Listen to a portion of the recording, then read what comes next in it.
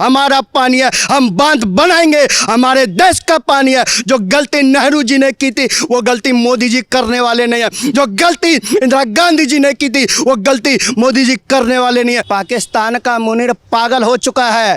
पाकिस्तान के मुनीर को भारत की सरकार ने पागल घोषित कर देना चाहिए और यहाँ तक कि विश्व की जनता भी अब कहीं ना कहीं मुनीर को पागल घोषित करने की तैयारी में जुट गई है। अरे मुनीर जिस तरह से पगलाया हुआ है, एक बात बताइए, मैं कहना चाहता हूँ, ये कह रहे कि बांध बनाए तो अरे हमारा पानी है, हम बांध बनाएंगे, हमारे देश का पानी है। जो गलती नेहरू जी ने की थी वो गलती मोदी जी करने वाले नहीं है। जो गलती इंदिरा गांधी जी ने की थी वो गलती मोदी जी करने वाले नहीं है। मोदी घर में घुसकर मारता है और तुम्हें जवाब देने का काम करेगा। गिदर भभकी तुम पाकिस्तान को देना, गिदर भभकी तुम अपने पप्पा ट्रंप को जाकर देना। ये भारत है, ये गरजता हुआ भारत है, ये उबलता हुआ भारत है। मुनीर अब की बार तो छोड़ दिया और अगली बार पेश में आए तो घर में घुसकर इतना मारेंगे कि तुम्हारी 7 पुश्तें याद रखेंगे। और सुनो, अब की सेना घुसी तो लाहौर में तिरंगा लहरा देंगे।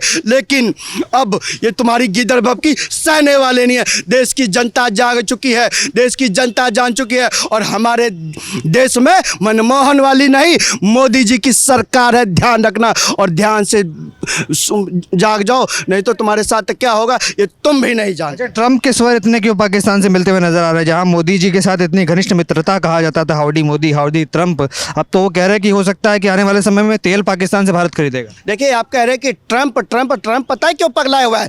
ट्रंप पगलाया हुआ है क्योंकि एक समय था जब अमेरिका की तूती बोलती थी, एक समय था जब अमेरिका की दादागिरी इस विश्व के ऊपर चलती थी, एक समय था जब अमेरिका जो कहता था वो विश्व करता था। लेकिन आज का समय बदला हुआ है और आज का भारत बदला हुआ भारत है। मैं फिर कहना चाहता हूं और बताना चाहता हूं, आज हमारे देश का नेता, आज हमारा नेता कोई लोकल लीडर नहीं, एक ग्लोबल लीडर है, एक विश्व को लीड करने वाला नेता है। आज विश्व देश के प्रधानमंत्री जी को सुनना चाहता है, उसकी बातें करता है और ट्रंप एक लोकल लीडर बनकर रह गया। आज हर एक सेक्टर में जाकर देखिए मोदी जी कहां से कहां पहुंचे हुए हैं। जाकर देखिए G20 का सम्मेलन जो होता है, जाकर देखो मोदी जी एक ऐसे नेता है जो 2014 से लगातार उस सम्मेलन में हिस्सा ले रहे हैं। लेकिन उनमें सम्मेलन में बाकी हिस्सा लेने वाले नेता आते हैं जाते हैं। हमारा मोदी टिका था, टिका है और टिका रहेगा। और मैं फिर कहना चाहता हूं,